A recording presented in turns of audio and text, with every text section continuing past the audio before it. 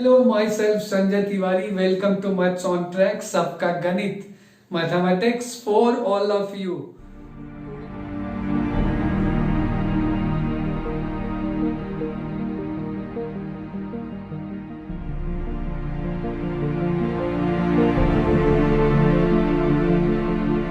All of you. Today I am going to introduce probability. Probability बच्चों के लिए काफी इंटरेस्टिंग काफी फजलिंग टॉपिक होता है. So I will talk about this topic in detail and we will take some points today, and in other videos you will find other concepts of the probability. Keep watching the video of Maths on Track. You will enjoy watching the video of Maths on Track. You will learn the concepts in simplest way. इतना बढ़िया तरीके से simplest way से जब concept समझ जाते हो. Mathematics क्या है? When you learn the concept in simplest way, कोई चीज लर्न कर और वो क्लियरली समझ जाते हो तो that becomes easy for you. तो लगता है यार इतना आसान था. प्रोबेबिलिटी बच्चों के लिए थोड़ा सा पजलिंग भी होता है और उनके लिए कंफ्यूजिंग भी होता है, थोड़ा फियरफुल भी होता है. But as a student I will tell you my experience. जब मैं क्लास 12th में था तो मुझे प्रोबेबिलिटी पढ़ना ज़्यादा अच्छा लगता था, permutation and probability. So let us have flavour of probability with smiling face. Okay, तो let us start. Random experiment. What is random experiment? Random word is there. Random experiment is that experiment whose outcome cannot be predicted with certainty. certainty समझते हो कि sure shot कि यही आएगा. तो मैं पहले डेफिनेशन लिख देता हूं. एन रैंडम एक्सपेरिमेंट क्या है बच्चों? An experiment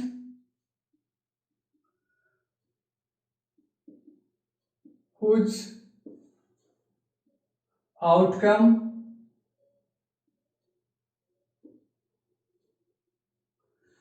an experiment whose outcome cannot be predicted with certainty. That word is very important. Outcome, whose outcome cannot be predicted with certainty. certainty का मतलब sure shot.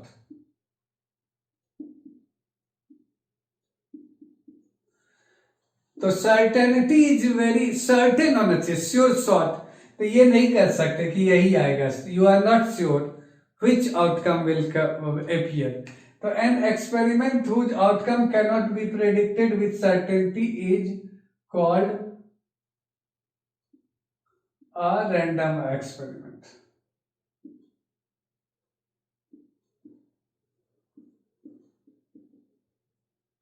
I think this part is clear. Random experiment ऐसा experiment है जिसके outcomes को तुम sure shot नहीं बोल सकते ये आएगा ये आएगा. जैसे आईटी का exam, you are appearing for IT exam JEE mains जो कि 2021 में होने वाला है, जिसमें you will all of you will appear. तो in that exam you can not tell what rank you will get. हाँ, ये बता सकते हो I will get around 99 to 99.7 जो भी कह लो, या 98 से 99 के बीच में आएगा. ये तो रिजल्ट जब आपका आएगा then you will calculate the marks. जब एग्जाम दोगे देन यू कैन से कि मेरा रैंक या percentile I am getting this. तो एन एक्सपेरिमेंट, क्योंकि देखो प्रोबेबिलिटी में ये ज्यादा जरूरी है समझना कि रैंडम एक्सपेरिमेंट होता क्या है. तो random experiment, an experiment whose outcome can not be predicted with certainty is called random experiment. There is common question, what are examples of random experiment? तो tossing a fair coin. Fair example भी तुम्हें जानना है. Example 1, tossing a fair coin.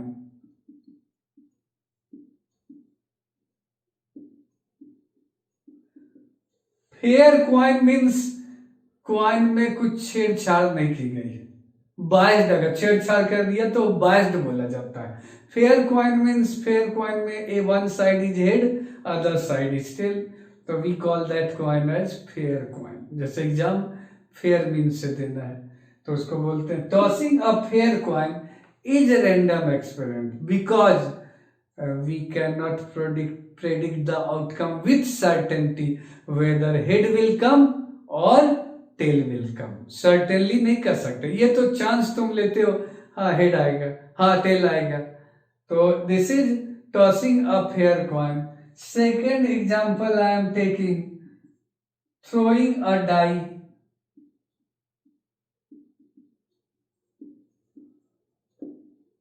Is a random experiment. क्यों? We cannot predict with certainty whether 1 will come or 2 will come or 3 will come or 4. Any number may appear from 1 to 6. I am taking common die. Die का meaning जो ludo खेलते हो पासा जो होता है उसी को डाई बोलते हैं. Throwing a die is a random experiment. Next example. Selecting a card from a pack of 52 cards. So selecting a card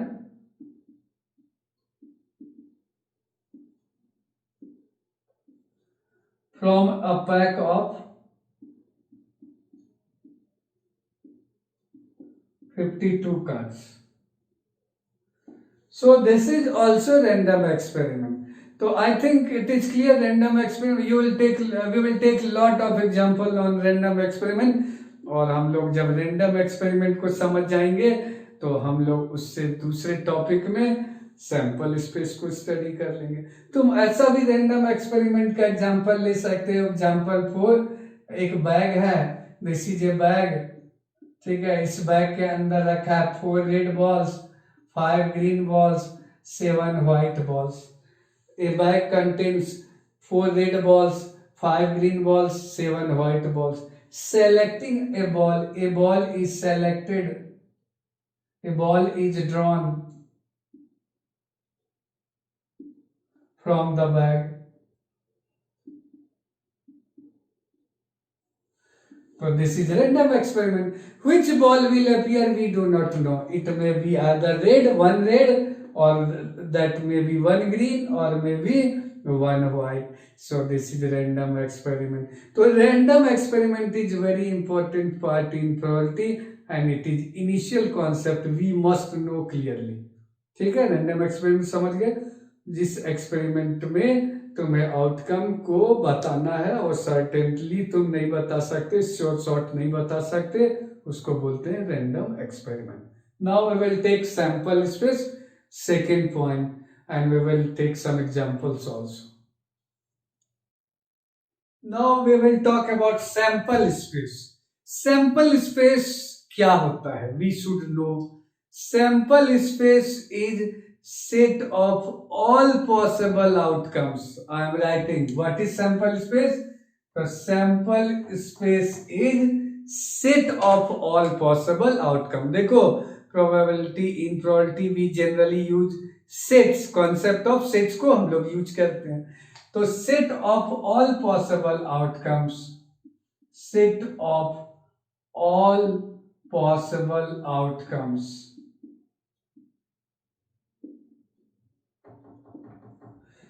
So sample space is what? Set of all possible outcomes of a random experiment, of any random experiment. So for each random experiment we have sample space. Catch the word, catching word क्या है इसमें? तो तुम्हारे पास है set और all possible outcomes. ये ध्यान रखना कैचिंग वर्ड. तो for each random experiment we have set of all possible outcomes, और उसको जमा करोगे that is called sample space. Sample space is generally denoted by, इसको डिनोट जो करते हैं हम लोग, denoted by capital letter, generally S से यूज करते हैं, कैपिटल लेटर एस, क्योंकि सेट है, set is denoted by capital letter. तो sample space is denoted by capital S. अब देखो किसी भी सवाल में in any numerical on probability you must know how to write sample space, क्योंकि everything will appear within sample space. Sample space को तुम इस तरीके से विजुअलाइज कर सकते हो जैसे यूनिवर्सल सेट थ्योरी में पढ़ते थे, उसी तरीके का सैंपल स्पेस. तो we should take some example. Example 1, right sample space, a coin is tossed.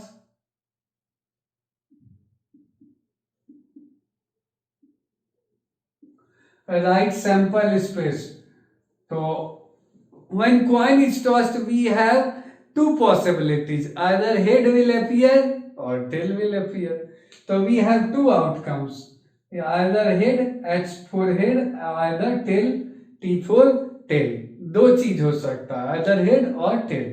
तो मैंने एरो बना दिया, दो पाथ बना दिया. I call this tree diagram. Tree diagram is very important tool in solving some of the problems in probability. जैसे तुम Bayes theorem पढ़ोगे क्लास 12th में, वहाँ तुम ट्री डायग्राम लेते हो तो you will have very clear cut idea कि जो प्रोसीड कर रहे हैं वो सही है या नहीं. Calculation become simple, time taken is very least. तो ये सब ध्यान रखना. I call this tree diagram. तो a coin is tossed, we have two outcomes, either head और टेल. अब हेड टेल को जमा कर दोगे और जो कलेक्शन होगा set is collection.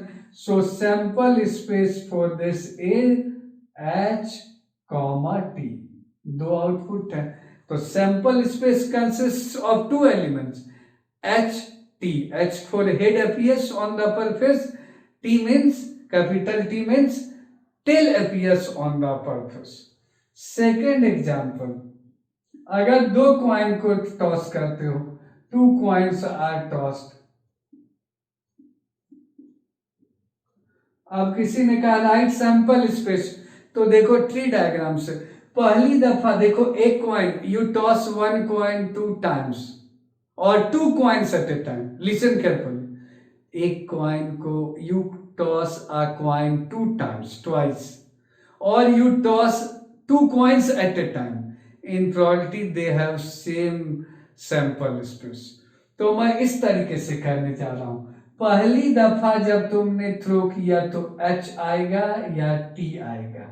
H means head will appear, T means tail will appear. Clear? तो first we have two options, तो two paths. ये फर्स्ट टाइम है, वन मैं लिख देता हूं.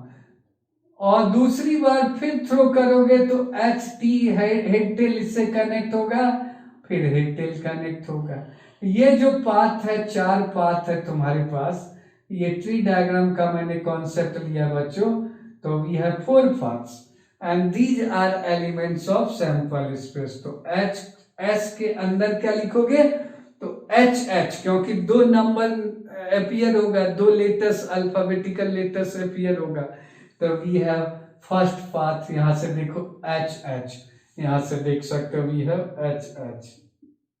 यहां से देख सकते हो एच टी, यहां से देख सकते हो T H,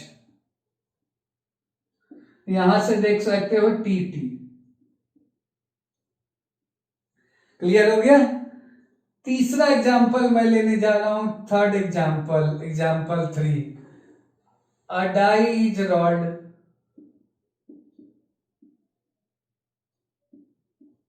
Right sample space. When die is rolled, we have what numbers can appear on the upper face? Either 1 or 2 or 3 or 5 or 4 or 5 or 6. So we have sample space is either 1 appears on the upper face, either 2 appears on the upper face, either 3 appears on the upper face, or 4 or 5 or 6. So sample space is finite. How many elements are in sample space?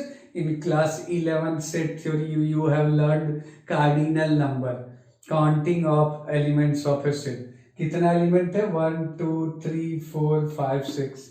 Finite sample space. यहाँ देखो first में how many elements? 1 2. Finite sample space. 2 number of elements in sample space 2. यहाँ देखो number of elements in sample space कितना है? 1 2 3 4. I have used the concept of tree diagram. Online classes I am taking, I talk about tree diagram very clearly in online classes, and this is very important tool to solve difficult numericals of JEE advanced problems. तो देखो एक ये finite sample space, एक मैं example लेने जा रहा हूं.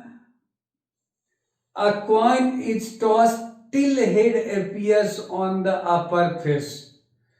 A coin is tossed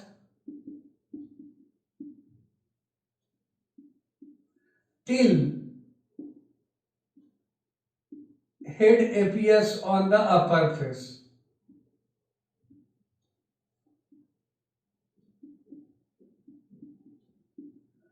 तो ये है इनफाइनाइट सैंपल स्पेस. पर video of parts on track सबका गणित. You will find lots of concepts for different types of exams. NDA, KVPY, JEE, your target is JEE. You will get all types of concepts here. Even board concepts I am taking in clear cut way. Have a nice day. Thank you.